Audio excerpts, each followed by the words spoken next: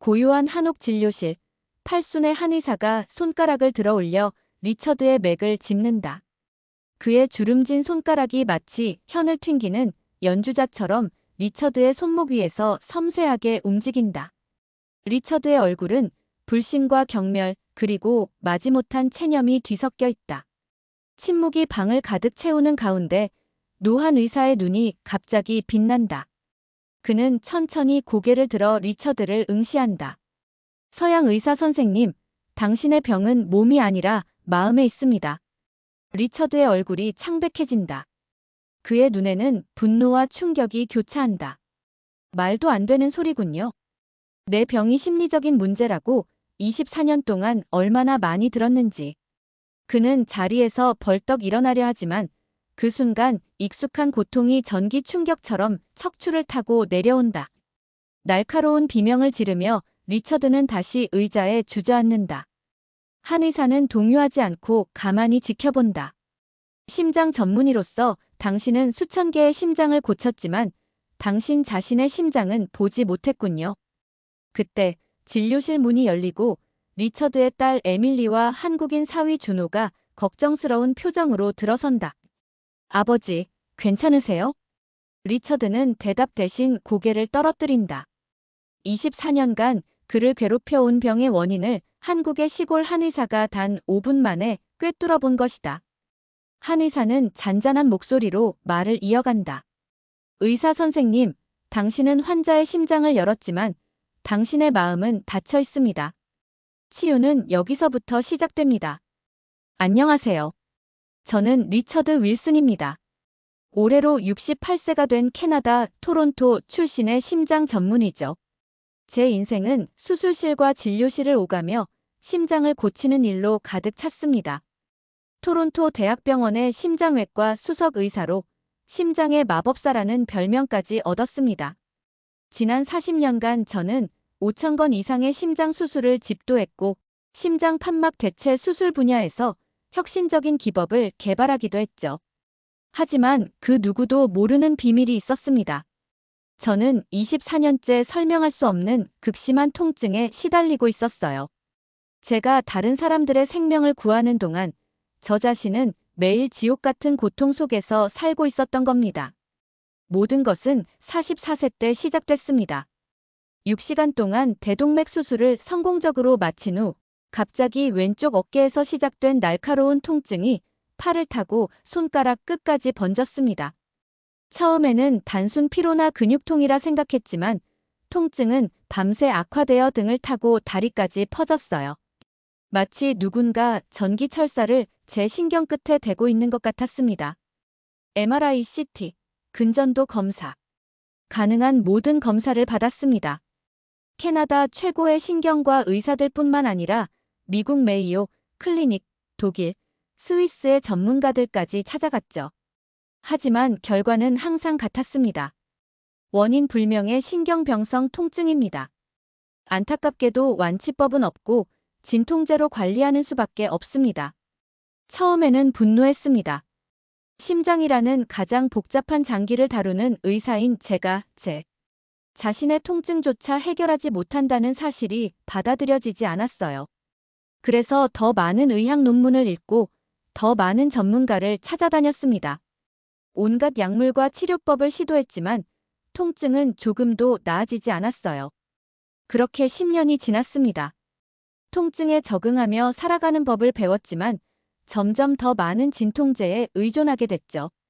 오피오이드 의존증까지 생겼다가 힘겹게 극복하기도 했습니다. 제 성격은 점점 더 냉소적이고 무뚝뚝해졌어요. 아내 마가렛은 제가 변해가는 모습을 지켜보다 결국 15년 전 저를 떠났습니다. 리처드, 당신은 더 이상 내가 사랑했던 그 사람이 아니에요. 당신의 고통이 당신을 다른 사람으로 만들어버렸어요. 남은 건 외동딸 에밀리뿐이었습니다. 하지만 그녀마저 10년 전 한국인 유학생 김준호와 결혼하면서 멀어졌습니다. 준호는 서울대에서 MBA를 마치고 토론토 대학에서 박사과정을 밟던 똑똑한 청년이었죠. 에밀리가 그를 소개했을 때 저는 냉담했습니다. 아니, 솔직히 말하면 무례했죠. 통증으로 인한 짜증과 외로움이 제 딸의 행복마저 방해했던 겁니다. 한국인과 결혼한다고? 내가 무슨 생각으로 그런 결정을 했는지 모르겠구나. 문화적 차이는 생각해봤니? 에밀리는 눈물을 글썽이며 말했습니다. 아빠, 준호는 정말 좋은 사람이에요. 당신이 아프기 전의 모습을 기억하세요? 누구에게나 따뜻하고 열린 마음을 가졌던 그 아빠로 돌아와 주세요. 하지만 저는 변하지 않았고 결국 에밀리와 준호는 5년 전 한국 경상북도 안동으로 이주했습니다. 준호의 가족이 운영하는 전통 한옥 호텔 사업을 돕기 위해서였죠. 그 후로 저는 1년에 한 번 크리스마스에만 화상 통화로 외손자 민석이의 얼굴을 볼 수 있었습니다. 제 인생은 병원과 텅 빈 집을 오가는 단조로운 일상이 되었습니다. 66세가 되던 해 저는 병원에서 은퇴했습니다. 몸은 더 약해졌고 통증은 더 심해졌으며 외로움은 감당하기 어려울 만큼 커졌습니다. 그런 제게 예상치 못한 연락이 왔습니다. 아빠, 다음 달에 준호 아버님 환갑잔치가 있어요. 아버지도 꼭 오셨으면 해요. 민석이도 할아버지를 너무 보고 싶어 해요. 처음에는 단칼에 거절했습니다. 16시간의 비행을 제 몸이 견딜 수 있을까요? 게다가 낯선 나라, 낯선 문화, 그리고 어색한 사위 가족들과의 만남이라니. 하지만 에밀리는 포기하지 않았습니다. 아빠, 이건 단순한 초대가 아니에요. 한국에는 정말 좋은 의사들이 많다고 해요. 어쩌면 아빠 병도 도움을 받을 수 있을지 모르잖아요. 그녀의 말에 작은 희망이 생겼습니다. 24년간의 고통 끝에 저는 어떤 가능성이라도 붙잡고 싶었던 것 같습니다. 그렇게 저는 한국행 비행기에 몸을 실었습니다. 인천공항에 도착했을 때 준호는 환한 미소로 저를 맞이했습니다. 한국에 대한 제 선입견과 달리 공항은 놀랍도록 현대적이고 깨끗했습니다. 휠체어를 준비해온 준호의 배려에 마음이 조금 열렸습니다. 장인어른, 먼 길 오시느라 고생 많으셨습니다. 안동까지는 3시간 정도 걸립니다. 편안히 쉬시면서 가시죠. 준호의 차에 올라타면서 한국에 대한 불안감이 커졌습니다.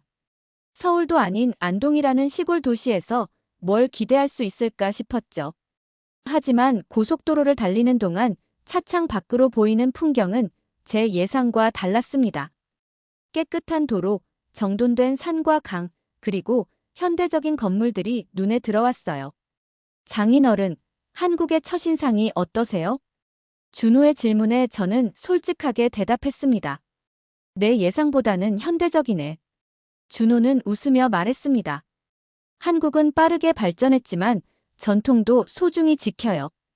안동은 특히 한국 전통 문화의 중심지입니다. 장인어른께서 좋아하실 거예요. 3시간 후 우리는 안동 외곽의 한 언덕에 도착했습니다. 그곳에는 예상과 달리 웅장한 한옥 단지가 펼쳐져 있었습니다. 하회한 옥리조트라고 쓰인 현대적인 간판 아래로 전통적인 목조 건물들이 조화롭게 배치되어 있었죠. 여기가 저희 가족이 운영하는 한옥 리조트입니다. 전통 한옥을 현대적 편의시설과 결합했어요. 로비로 들어서자 에밀리와 민석이, 그리고 준호의 부모님이 반갑게 맞아주었습니다.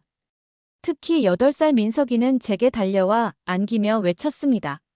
할아버지, 드디어 만났네요. 그 순간 24년간의 통증이 잠시 잊혀졌습니다. 제가 직접 안아본 적 없는 외손자의 품에서 느껴지는 따뜻함이 제 차가운 마음을 녹이기 시작했습니다. 준호의 아버지 김상진 씨는 70세가 다 된 나이에도 건강해 보였습니다. 그는 제게 공손히 인사했습니다.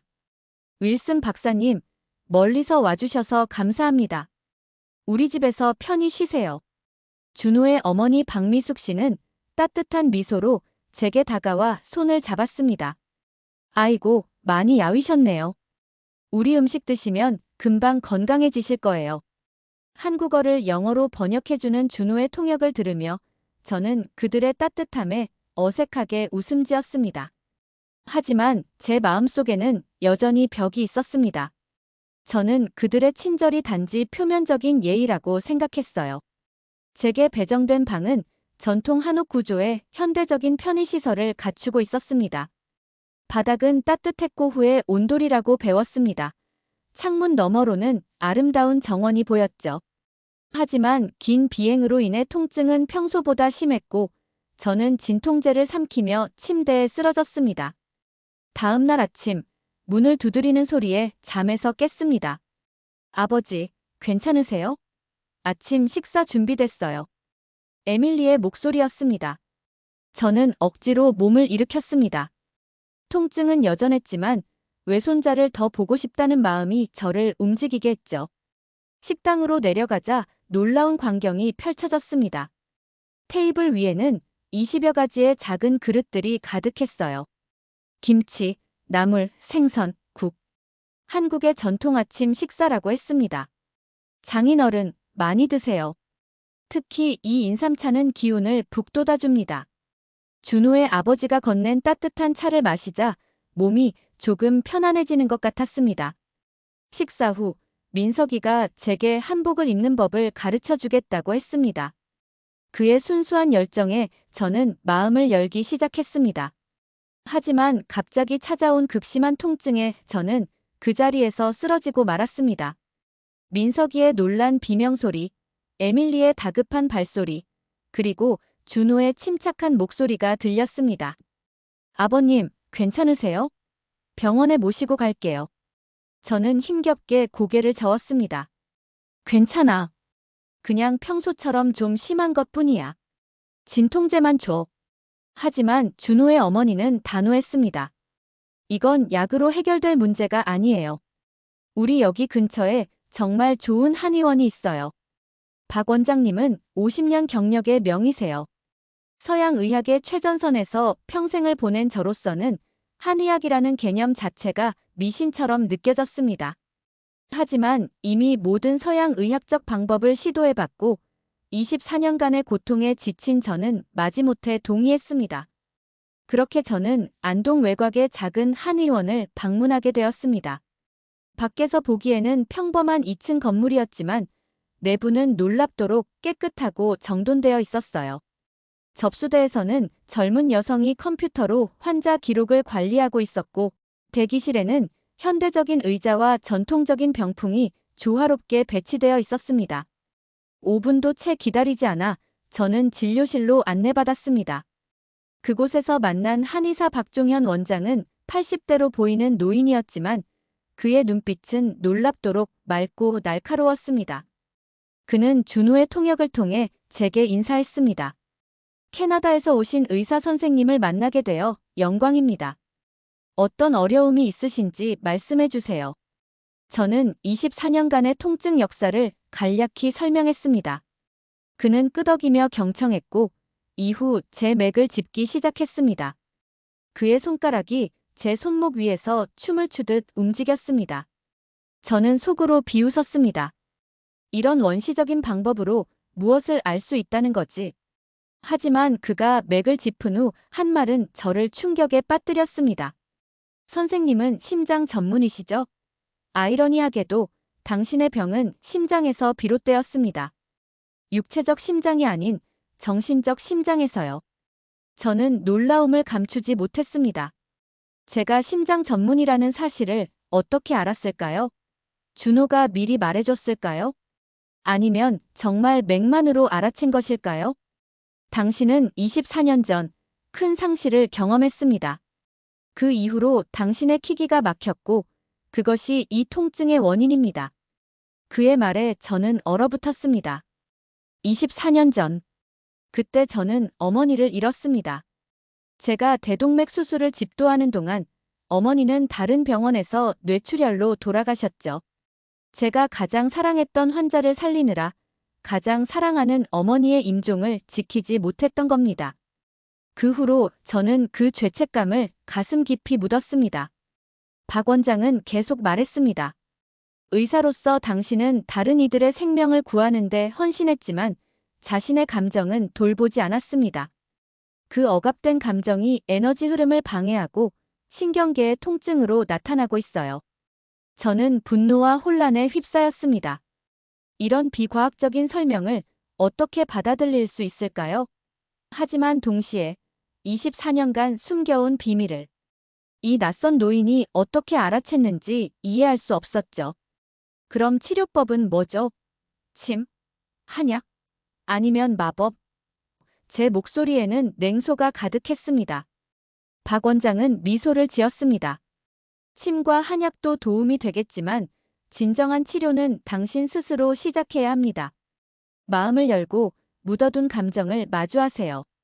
그의 말에 저는 자리에서 벌떡 일어나려 했지만 그 순간 극심한 통증이 다시 찾아왔습니다. 비틀거리며 다시 앉자 박 원장은 침착하게 말을 이어갔습니다. 오늘은 침 치료만 가볍게 해드리겠습니다. 그리고 이 한약을 일주일간 드셔보세요. 하지만 가장 중요한 것은 매일 아침 일출을 보며 깊게 호흡하고 어머니에 대한 기억을 떠올려 보는 겁니다. 저는 그가 말한 어머니라는 단어에 또 한 번 충격을 받았습니다. 하지만 더 이상 저항할 힘이 없었습니다. 그날 저는 생전 처음으로 침 치료를 받았고 쓴맛이 가득한 한약을 처방받았습니다. 한 의원을 나서는 저를 준호가 부축했습니다. 그의 표정에는 걱정과 희망이 교차했습니다. 장인어른, 어떠세요? 박 원장님은 정말 대단한 분이에요. 제 아버지의 간경변도 서양 의학에서는 포기했지만 박 원장님 덕분에 5년 넘게 건강하게 지내고 계세요. 저는 무슨 말을 해야 할지 몰랐습니다. 과학자로서의 제 신념과 한의사가 제 깊은 비밀을 알아챈 신비로운 경험 사이에서 혼란스러웠죠. 그날 밤 저는 한약을 마시고 일찍 잠자리에 들었습니다. 평소와 달리 깊은 잠에 빠져들었고 꿈에서 오랫동안 보지 못했던 어머니를 만났습니다. 꿈에서 어머니는 저를 따뜻하게 안아주셨고 저는 어린아이처럼 울었습니다. 엄마, 미안해요. 그때 엄마 곁에 있었어야 했는데. 어머니는 미소 지으며 대답하셨습니다. 리처드, 넌 내 일을 한 것뿐이야. 이제 그 짐을 내려놓을 때가 됐구나. 깜짝 놀라 잠에서 깨어났을 때 저는 얼굴이 눈물로 젖어 있다는 것을 발견했습니다. 하지만 더 놀라운 것은 통증이 사라졌다는 사실이었습니다. 24년 만에 처음으로 저는 통증 없이 아침을 맞이했습니다. 창가로 다가가 일출을 바라보며 저는 박 원장의 말대로 깊게 호흡하고 어머니를 생각했습니다. 그동안 억눌러왔던 감정들이 폭포수처럼 쏟아져 나왔습니다. 저는 소리내어 울었습니다. 의사로서, 남자로서 평생 참아왔던 눈물이었습니다. 아침 식사 시간, 가족들은 제 달라진 모습에 놀랐습니다. 아버지, 얼굴색이 완전히 달라지셨어요. 훨씬 좋아 보이세요. 에밀리가 기뻐했습니다.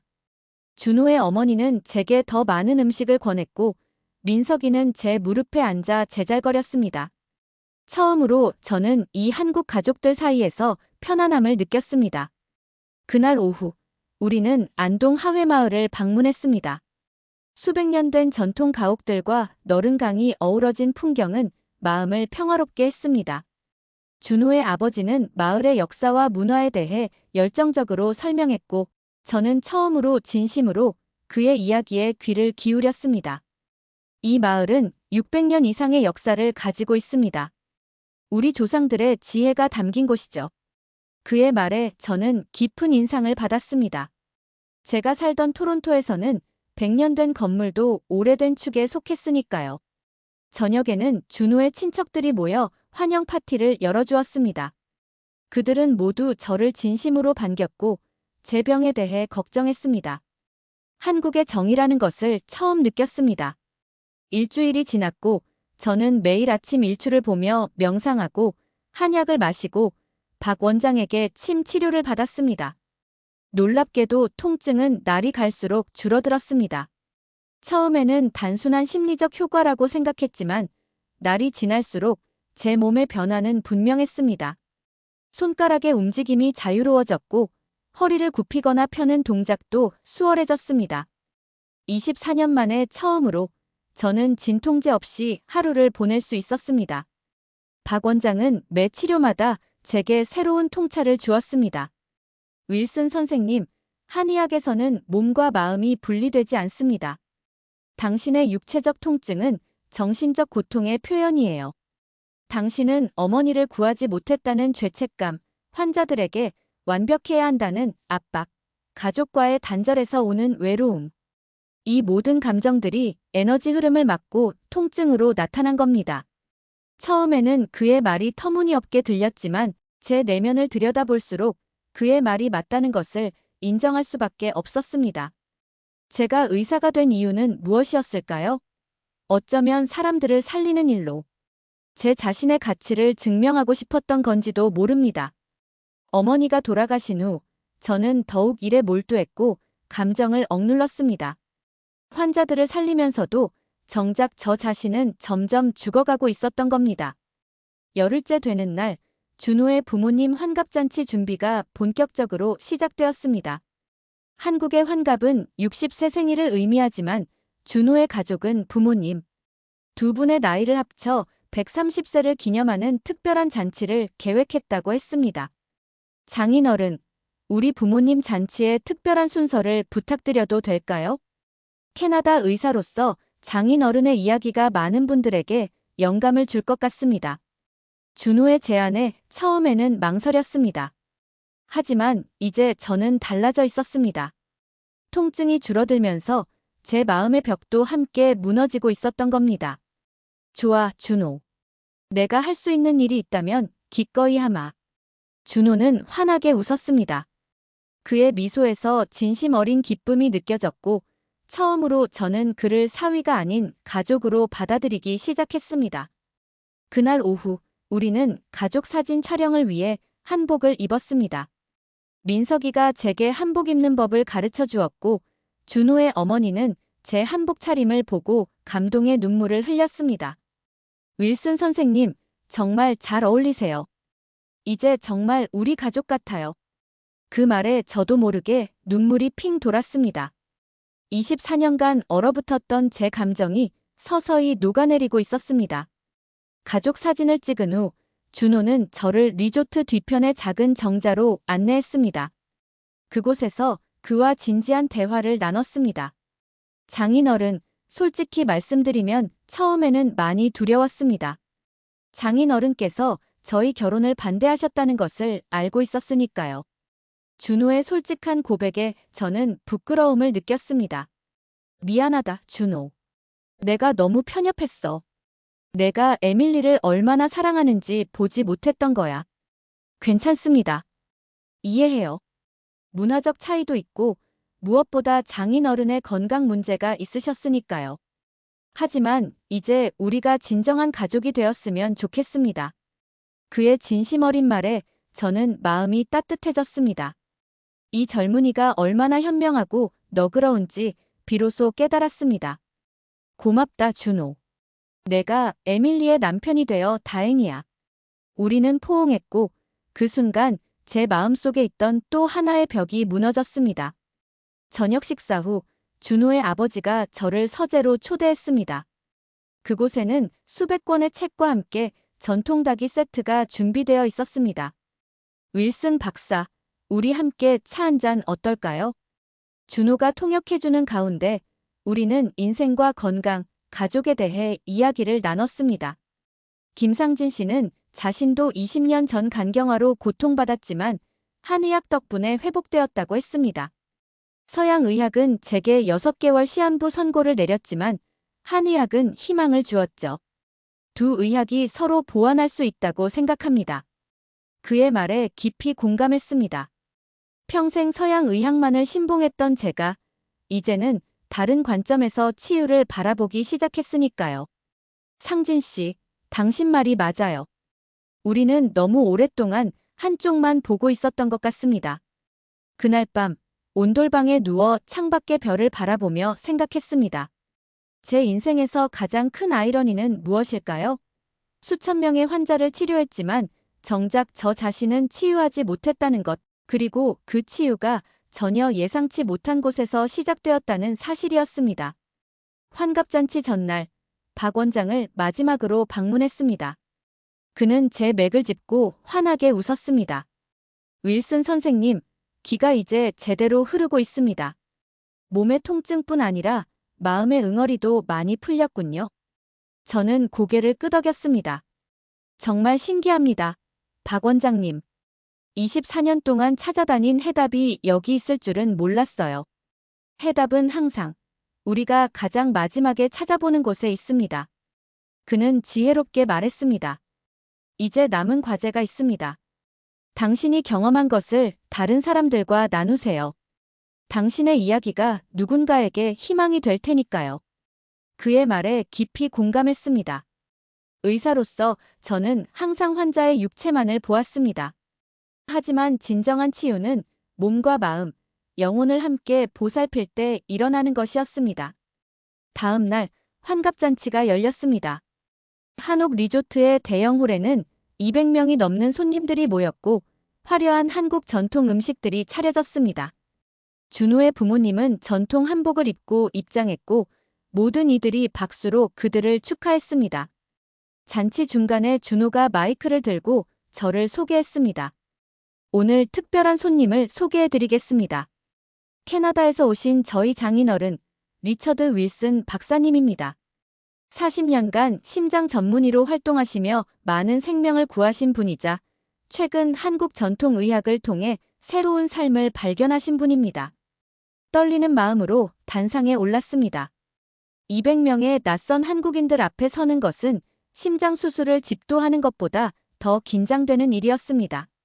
하지만 이제 저는 감정을 숨기지 않기로 했습니다. 안녕하세요. 제가 한국어로 인사하자 모두가 놀라며 박수쳤습니다. 준호가 통역을 해주는 가운데 저는 제 이야기를 시작했습니다.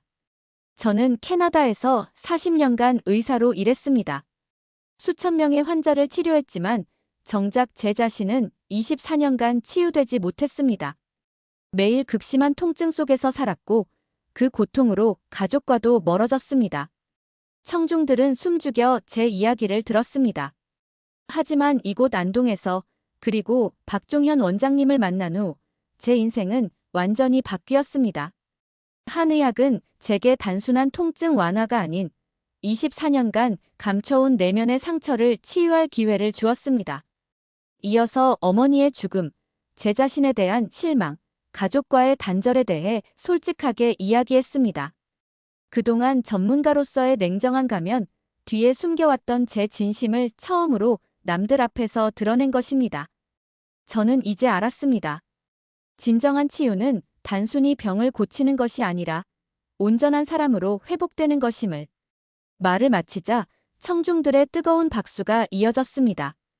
많은 이들의 눈에 눈물이 맺혀 있었고 준호의 부모님은 단상으로 올라와 저를 꼭 안아주셨습니다. 윌슨 박사, 이제 당신은 우리 진짜 가족입니다. 그 말에 저도 참았던 눈물을 흘렸습니다. 이제 더 이상 감정을 숨기지 않아도 된다는 해방감이 찾아왔습니다. 잔치가 끝난 후 많은 손님들이 제게 다가와 자신의 건강 이야기를 나누고 싶어 했습니다. 놀랍게도 그들 중 다수는 서양 의학과 한의학을 함께 활용하고 있었고 두 의학의 장점을 인정하는 열린 마음을 가지고 있었습니다. 특히 인상적이었던 것은 지역 대학병원 의사들과 한의사들이 정기적으로 모여 환자 케이스를 함께 논의한다는 사실이었습니다. 이런 협진 시스템은 제가 살던 캐나다에서는 상상할 수 없는 일이었습니다. 환갑잔치 다음 날 가족들과 함께 아침 식사를 하며 중대한 결정을 발표했습니다. 에밀리, 준호. 나 생각이 있는데 캐나다 귀국을 한 달 정도 미루고 싶어. 여기서 더 치료도 받고 한국 의료 시스템에 대해 더 배우고 싶어. 에밀리는 놀라움과 기쁨이 섞인 표정으로 눈물을 글썽였습니다. 정말요, 아빠. 너무 기뻐요. 민석이도 할아버지랑 더 오래 있을 수 있어서 좋아할 거예요. 준호는 제 손을 꼭 잡고 말했습니다. 장인어른, 제가 지역 대학병원 심장내과 교수님들을 소개해 드릴게요. 그분들이 장인어른의 경험을 듣고 싶어 할 거예요. 그렇게 저는 한국에 더 머물기로 했습니다. 그리고 그 결정이 제 인생의 새로운 장을 열게 될 줄은 그때는 몰랐습니다. 그 후 한 달 동안 저는 안동대학교 병원의 심장내과 교수들과 교류하며 한국의 의료 시스템을 자세히 배웠습니다. 그들은 서양 의학을 실천하면서도 한의학적 접근에 열려 있었고 두 의학의 협력 사례들을 제게 보여주었습니다. 특히 인상적이었던 것은 팀 케어 시스템이었습니다. 환자 한 명을 위해 서양 의학 의사, 한의사, 영양사, 심리 상담사가 팀을 이루어 종합적인 치료 계획을 세우는 모델이었죠. 이것은 제가 평생 실천해온 전문가 중심 의학과는 완전히 다른 접근법이었습니다. 한편 저는 계속해서 박 원장의 치료를 받았고 통증은 거의 사라졌습니다. 무엇보다 중요한 것은 제 마음의 변화였습니다. 24년간의 죄책감과 억눌린 감정들을 하나씩 풀어나가면서 저는 다시 웃고 느끼고 사랑할 수 있게 되었습니다. 민석이와의 관계도 깊어졌습니다. 그 아이는 제게 한국어를 가르쳐 주었고 저는 그에게 의학에 대해 설명해 주었습니다. 8살 아이의 순수한 호기심과 에너지는 제게 새로운 활력을 불어넣었습니다. 준호의 부모님과도 진정한 가족이 되었습니다. 언어의 장벽이 있었지만 마음으로 소통하는 법을 배웠습니다. 김상진 씨는 제게 서예를 가르쳐 주었고 저는 그에게 서양 클래식 음악을 소개했습니다. 서로 다른 문화 속에서 우리는 공통점을 발견했고 그것은 인간의 보편적 가치였습니다. 한국 체류 마지막 날, 에밀리와 준호는 특별한 저녁 식사를 준비했습니다. 그들은 캐나다 스테이크와 한국 비빔밥을 함께 차려놓았고 와인과 소주를 함께 내놓았습니다. 아버지, 이건 두 문화의 조화를 상징하는 저녁 식사예요. 에밀리가 설명했습니다. 식사를 하며 우리는 지난 한 달을 돌아보았습니다. 웃음과 감동, 그리고 깊은 대화가 오갔습니다. 식사가 끝나갈 무렵 준호가 제안했습니다. 장인어른, 사실 저희가 생각한 것이 있어요. 장인어른께서 토론토로 돌아가시면 다시 외로워지실 것 같은데 저희와 함께 살면 어떨까요? 리조트에 별채가 있어서 장인어른만의 공간도 충분합니다. 그의 제안에 저는 깊이 감동했습니다. 하지만 곧바로 수락하기보다는 신중하게 생각해 보기로 했습니다. 고맙다, 준호. 정말 감동적인 제안이야. 하지만 내가 먼저 할 일이 있어. 다음 날 캐나다로 돌아가기 전 마지막으로 박 원장을 찾아갔습니다. 그에게 제 결정을 알리고 싶었습니다. 박 원장님, 저는 토론토로 돌아가기로 했습니다. 하지만 이전과 같은 삶으로 돌아가지는 않을 겁니다. 박 원장은 미소 지으며 고개를 끄덕였습니다. 저는 토론토에서 은퇴한 의사들을 모아 한의학과 서양의학의 통합 가능성에 대한 연구 그룹을 시작할 계획입니다. 그리고 6개월 후 다시 한국으로 돌아와 준호 가족과 함께 살려고 합니다. 박 원장은 제 손을 따뜻하게 잡았습니다. 윌슨 선생님, 당신은 이제 진정한 치유자가 되셨습니다. 두 세계를 연결하는 다리가 되어주세요. 토론토로 돌아온 후 저는 말 그대로 새 사람이 되었습니다. 24년간의 통증은 사라졌고 그와 함께 마음의 무게도 벗어던졌습니다. 먼저 오랫동안 연락하지 않았던 옛 동료들과 친구들에게 연락했습니다. 그들에게 제 경험을 솔직하게 나누었고 놀랍게도 많은 이들이 비슷한 고통을 겪고 있다는 것을 알게 되었습니다. 특히 의사 동료들 중에는 자신의 건강 문제를 숨기며 살아가는 이들이 많았습니다. 그들에게 제 이야기는 작은 위로와 희망이 되었습니다.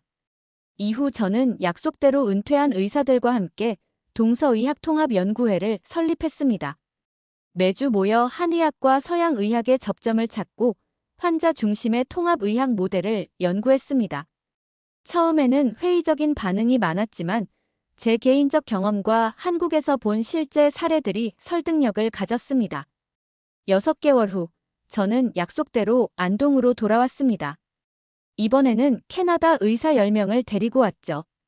그들에게 한국의 의료 시스템과 한의학을 소개하고 두 의학의 협력 가능성을 보여주고 싶었습니다.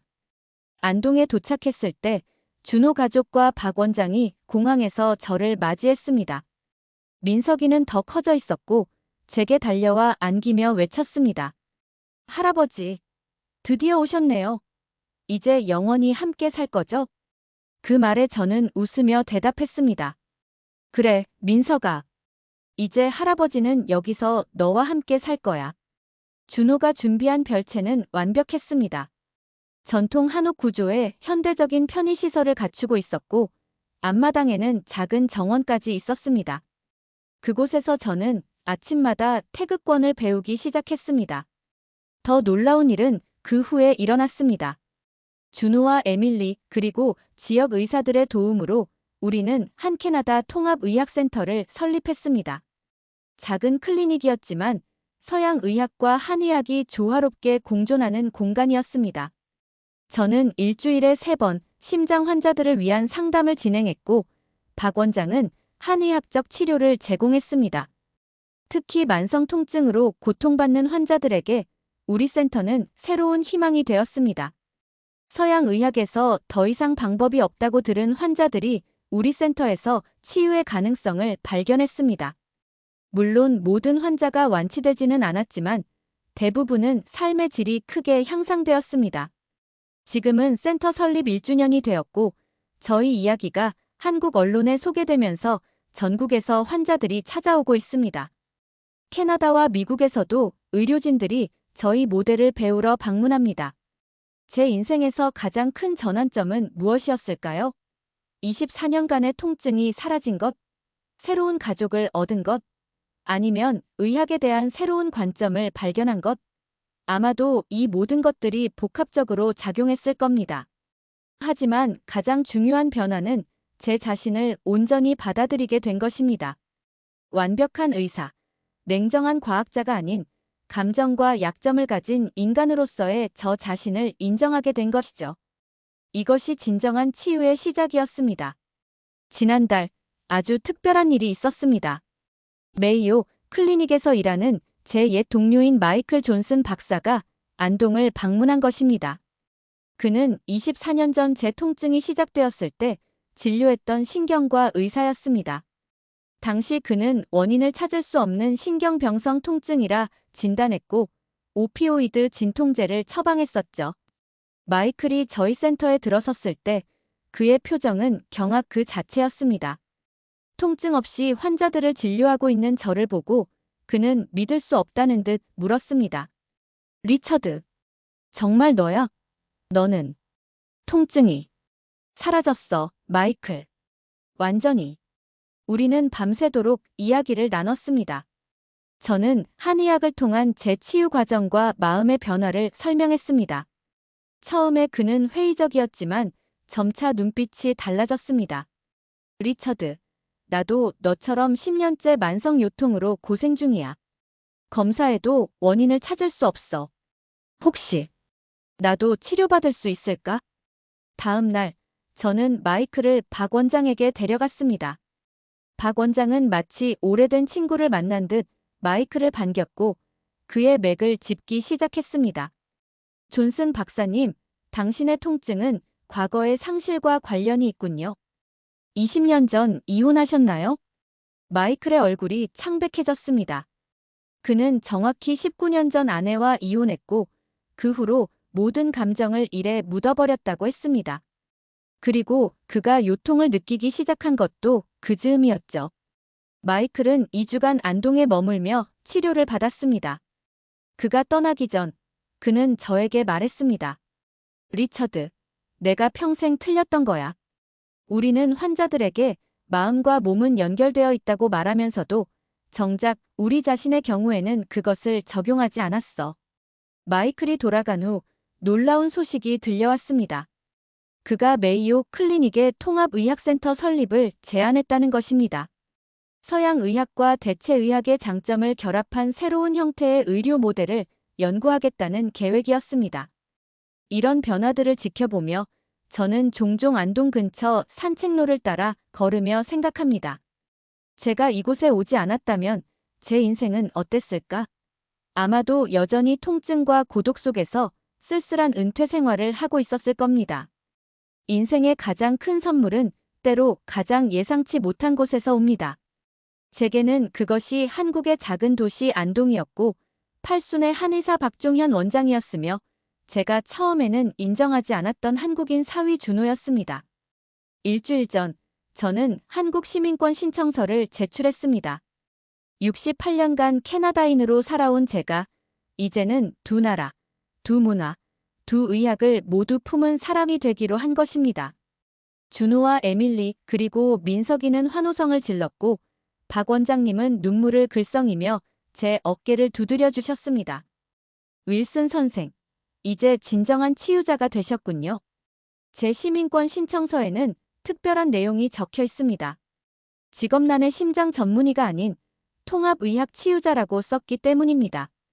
그리고 한국어 이름란에는 김심장이라고 적었습니다. 한국에서 두 번째 삶을 시작한 제게 심장은 여전히 가장 중요한 상징이니까요. 이제 저는 매일 아침 일출과 함께 깨어나 민석이와 함께 아침 산책을 합니다.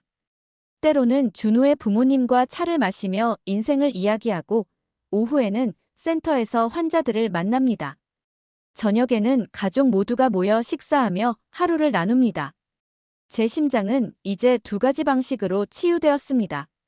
육체적으로는 통증이 사라졌고 정신적으로는 사랑과 소속감을 되찾았으니까요. 한 달 전 저희 센터를 찾아온 70대 한국인 할머니가 있었습니다. 그녀는 30년간 설명할 수 없는 전신 통증으로 고통받고 있었습니다. 한국의 큰 병원들을 다 돌아다녔지만 모두 노화 때문이라는 답변만 들었다고 했습니다. 저는 그녀의 손을 잡고 말했습니다. 할머니, 저도 24년간 같은 고통을 겪었습니다. 하지만 보세요. 지금은 완전히 나았습니다. 당신도 나을 수 있습니다. 그녀의 눈에 희망의 빛이 돌아왔습니다.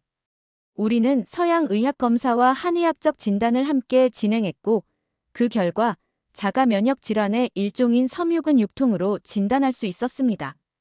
적절한 약물 치료와 침술, 그리고 심리 상담을 병행한 결과 그녀는 2달 만에 걸을 수 있게 되었고 지금은 손자들과 함께 공원을 산책할 정도로 회복되었습니다. 이런 순간들이 저에게 가장 큰 보람을 줍니다. 24년간의 고통이 저를 데려온 이곳에서 저는 마침내 평화를 찾았습니다. 그리고 이제 저는 이 평화를 다른 이들과 나누고 있습니다. 어쩌면 이것이 진정한 치유자의 길인지도 모릅니다. 먼저 자신을 치유하고 그 경험을 통해 다른 이들을 도울 수 있는 지혜를 얻는 것. 캐나다 심장 전문의였던 저는 한국에서 진정한 치유의 의미를 배웠고 이제 두 세계를 연결하는 다리가 되었습니다. 제 이야기가 누군가에게 작은 희망이 되길 바랍니다.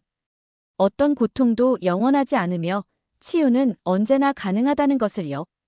그리고 때로는 그 치유가 가장 예상치 못한 곳에서 이루어질 수도 있다는 것을 잊지 마세요.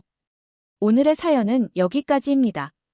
구독, 좋아요는 영상 제작에 매우 큰 힘이 됩니다. 더 좋은 사연으로 찾아뵙겠습니다. 지금까지 이야기 보따리였습니다. 감사합니다.